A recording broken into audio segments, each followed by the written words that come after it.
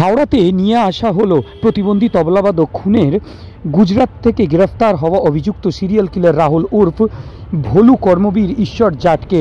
বুধবার বিকেলে মুম্বাই থেকে গীতাঞ্জলি এক্সপ্রেস করে অভিযুক্তকে নিয়ে আসা হয় এবং রেল পুলিশ আধিকারিকরা নিয়ে আসেন। ধৃতকে আজ হাওড়া আদালতে তোলা হয়েছে এবং তাকে 14 দিনের পুলিশ হেফাজতের নির্দেশ দিয়েছে হাওড়া আদালত।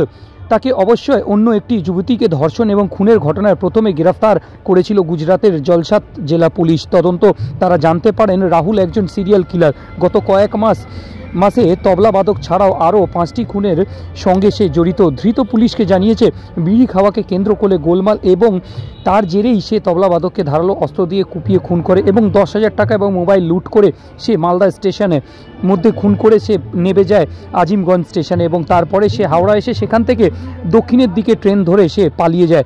সিসিটিভি ফুটেজে খতিয়ে দেখার পর পুলিশ তাকে চিনতে পারে এবং তাকে গ্রেফতার করে গুজরাট থেকে। এই ঘটনার পর রেল পুলিশ এবং গুজরাট পুলিশ বিভিন্ন স্টেশনে সিসিটিভি ফুটেজ পরীক্ষা করে খুনিকে শনাক্ত করে। হরিয়ানার এই যুবক রাহুল জন্ম থেকে পোলিও কারণে খুঁড়িয়ে হাঁটে। পুলিশ সিসিটিভি ফুটেজ পরীক্ষা করে ওর হাঁটা ধরন দেখেই খুনিকে শনাক্ত করে এবং তখন তারপরে তাকে গ্রেফতার করে নিয়ে আসা হয় হাওড়া আদালতে। হাওড়া আদালতের বিচারপতি 14 দিনের জেল হেফাজতের নির্দেশ দিয়েছেন। হাওড়াগামী ডাউন কাটিয়ার এক্সপ্রেসে গত মাসে 20 তারিখ প্রতিবন্ধী কামরা থেকে উদ্ধার করা হয়েছিল তবলাবাদক সৌমিত্র চট্টোপাধ্যায়ের দেহ তার বাড়ি বালি ঘোষপাড়াতে এবং তারপরেই নড়েচড়ে বসে প্রশাসন এবং তদন্ত শুরু হয়।